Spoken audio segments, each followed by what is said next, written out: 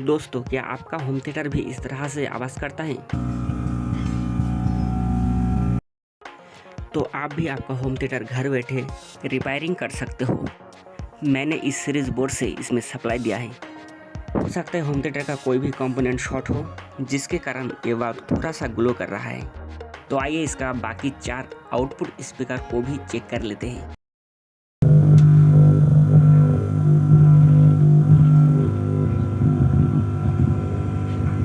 इसका बाकी 4 output speaker में किसी भी तरह का नॉइज़ नहीं है। तो आइए इसे खोलते हैं और मल्टीमीटर से चेक करते हैं।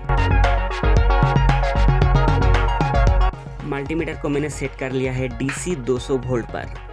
सबसे पहले हम बेस IC को चेक करेंगे, क्योंकि इसका बेस स्पीकर हमिंग कर रहा था। IC के 5 नंबर और 3 नंबर पिन के बीच वोल्टेज डिफरेंस 20 से 24 वोल्ट तक होना चाहिए।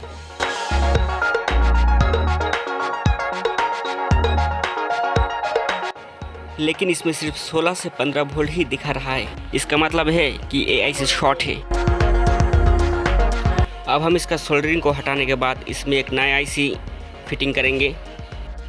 तो आइए इसी के बीच हम IC के बारे में थोड़ा सा जानकारी ले लेते हैं, जिसे आप स्क्रीन पर देख सकते हो। ये है मेरे पास एक नया 2030 IC, जिसका ये पिन है 1 नंबर पिन, और ये 2 नंबर, ये 3 नंबर, और ये 4 नंबर, और ये है 5 नंबर पिन। अब हम इसको PCB के एंगल से समझेंगे, क्योंकि PCB में जब भी हम किसी कंपोनेंट को चेक करते हैं तो हम उसे उलट के चेक करते हैं। PCB को उलटने के बाद हमारा पिन का जो नंबर है वो भी उलट जाता है, जैसा कि आप डायग्राम में देख सकते हैं। आप डायग्राम के हिसाब से हम IC को नीचे बैठा लिया है। ये है 5 नंबर पिन, जिसमें इनपुट पॉजिटिव वोल्ट शो करता है, और ये है 4 नंबर पिन जो आउटपुट है स्पीकर के लिए, और ये है 3 नंबर पिन जो कि ग्राउंड है, जिसमें वोल्टेज नेगेटिव है, और ये है 2 नंबर इन्वर्टिंग इनपुट जो कंपोनेंट्स के जरिए PCB के ग्राउंड तक जाता है, और ये 1 नंबर पिन जो है नॉन इन्वर्टिंग इनपुट, जिसमें PA पावर रेजिस्टेंस से होते हुए ऑडियो इनपुट होता है। दोस्तों, ये जो 5 नंबर पिन है और 3 नंबर पिन, इसमें वोल्टेज डिफरेंस लगभग 24 वोल्ट से 20 वोल्ट तक होता है। अगर मल्टीमीटर में वोल्टेज डिफरेंस 18 वोल्ट से कम इंडिकेट करे तो इसका मतलब है आपका IC ख़राब है, जैसा कि हम देख चुके हैं।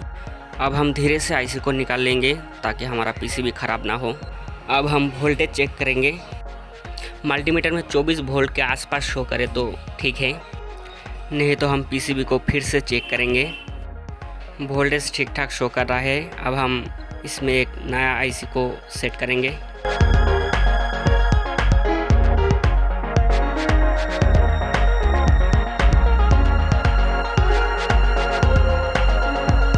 ये है 2030 नंबर का एक नया IC।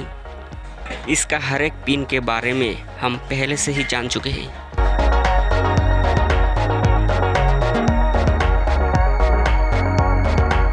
हमें स्क्रू को अच्छा से कस लेना है ताकि IC और हीटसिंक के बीच थोड़ा सा भी गैप ना रहे। तो चलिए फटाफट से इसे सोल्डरिंग कर लेते हैं।